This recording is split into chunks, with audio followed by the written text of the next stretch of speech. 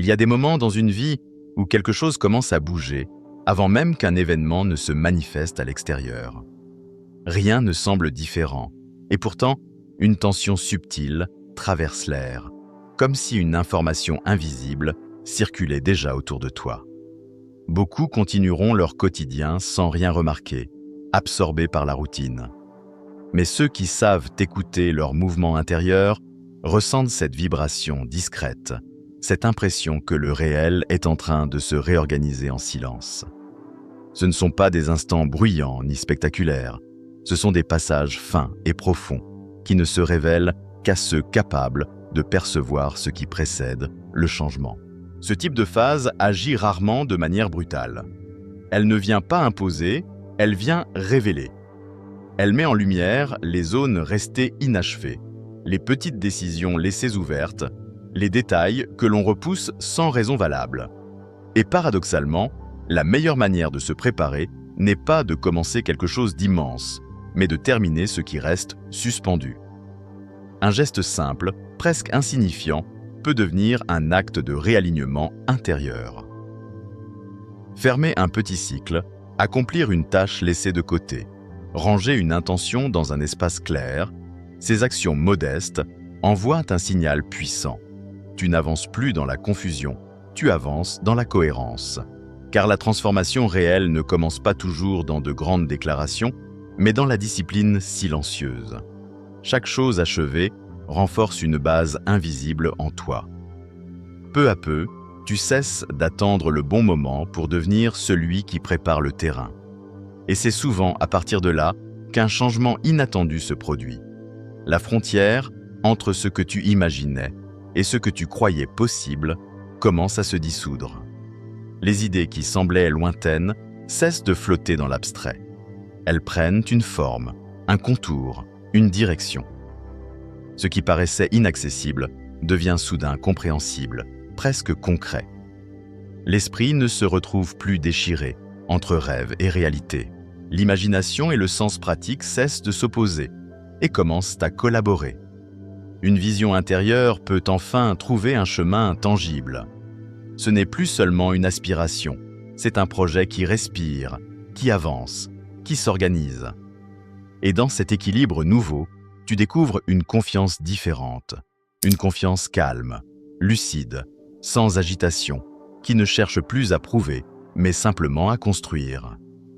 C'est souvent à ce moment-là que la vie semble répondre d'une manière étrange. Des coïncidences apparaissent avec une précision troublante. Une conversation arrive au moment exact où tu en avais besoin. Une idée longtemps enfouie refait surface juste avant une opportunité. Une décision apparemment simple entraîne une série de changements inattendus. Rien n'a l'air spectaculaire, et pourtant, tout semble s'emboîter avec une facilité inhabituelle.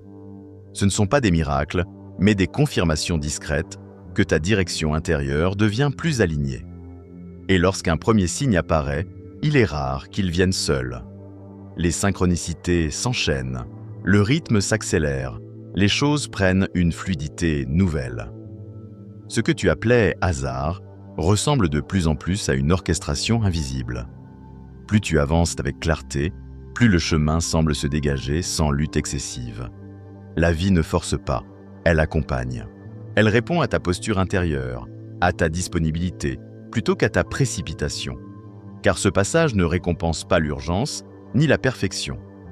Il favorise la disposition intérieure, la volonté simple d'être présent et prêt. Il ne te demande pas d'avoir toutes les réponses, seulement d'accepter de marcher, même lorsque tout n'est pas encore expliqué.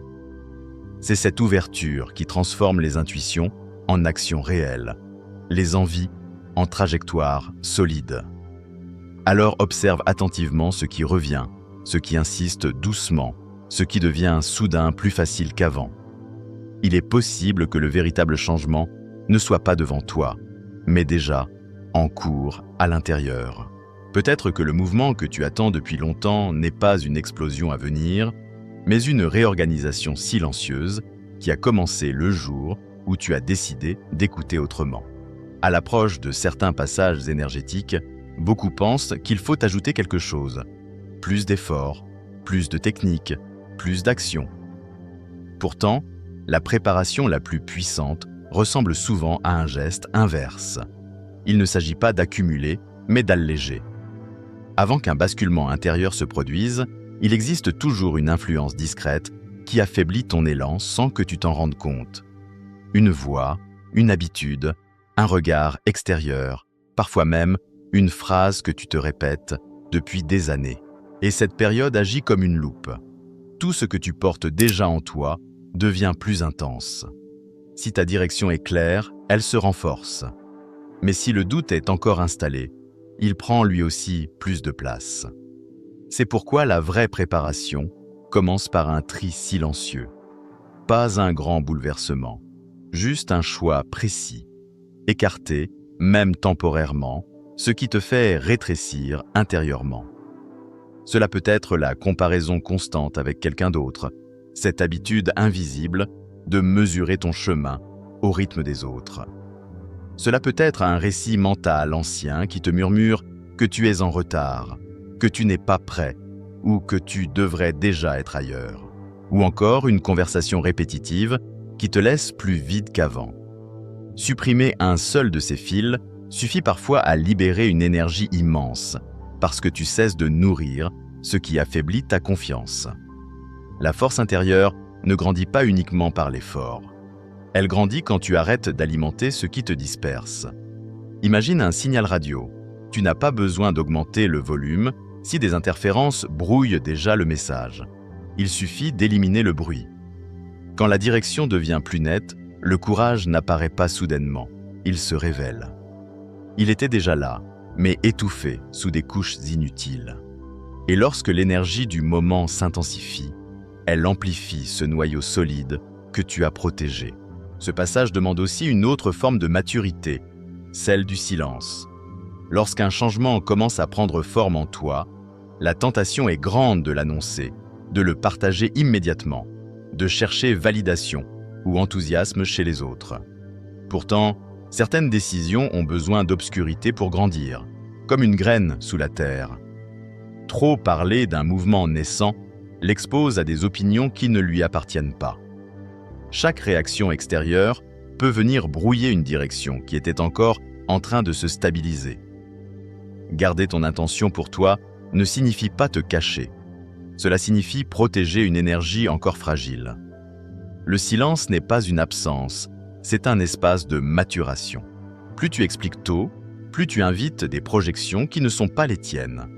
Et sans le vouloir, tu peux commencer à porter des doutes qui n'étaient même pas en toi au départ. En revanche, lorsque tu avances discrètement, une dynamique différente se crée. Ton engagement devient plus fort, plus intime, plus réel, parce qu'il n'a pas besoin d'être approuvé pour exister. Il y a une puissance particulière dans les mouvements invisibles. Les décisions que personne ne voit sont souvent celles qui transforment le plus profondément. Quand tu gardes le cap en silence, l'énergie reste claire. Elle ne se disperse pas dans les justifications. Elle s'enracine. Et lorsque le moment sera venu d'agir pleinement, tu n'auras plus besoin d'expliquer quoi que ce soit. Le résultat parlera à ta place. Beaucoup interprètent les phases de retrait comme des périodes d'échec ou d'isolement. Pourtant, ce que l'on croit être une pause peut être une compression nécessaire. Une phase où la vie semble réduire l'espace autour de toi pour concentrer ta force. La pression n'est pas toujours une punition. Parfois, elle prépare une expansion. Ce qui paraît immobile à l'extérieur peut cacher une accumulation silencieuse d'énergie prête à se libérer. Certains s'éloignent parce qu'ils se perdent. D'autres s'éloignent parce qu'ils se préparent à renaître différemment. Les moments où tu as l'impression que tout ralentit ne sont pas forcément des arrêts. Ils peuvent être le prélude d'un lancement. Et lorsque la libération arrive, elle semble soudaine, mais elle est en réalité le résultat d'un long travail invisible. Alors, si tu ressens ce besoin de te recentrer, de réduire le bruit autour de toi, de protéger ce qui naît en silence, fais-le sans culpabilité. Chaque grande transformation commence par une période où tout se resserre avant de s'ouvrir. Et peut-être que ce que tu prenais pour un éloignement n'était pas une fermeture, mais la concentration nécessaire avant l'élan. Il existe une erreur fréquente lorsque les gens sentent qu'un tournant approche. Ils croient qu'il faut accélérer, comme si la vie comptait les secondes, comme si l'univers exigeait une performance immédiate. Alors, ils se précipitent, remplissent leur journée, forcent les décisions, pensant que la vitesse prouve leur engagement. Pourtant, certaines périodes ne demandent pas d'aller plus vite, elles demandent d'aller juste.